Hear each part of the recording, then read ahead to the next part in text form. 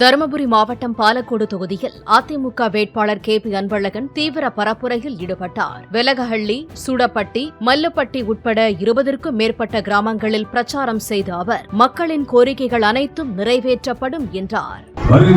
வாக்காளர் பெருமக்கள் அத்தனை பேருமே அண்ணன் எடப்பாடியார் முதலமைச்சராக வர வேண்டும் என்ற நோக்கத்தோடு உங்கள் முன்னால் இருக்கின்ற எனக்கு ஒதுக்கப்பட்டிருக்கின்ற சின்னம் ரெட்டலை, அந்த ரெட்டலை வாக்களித்து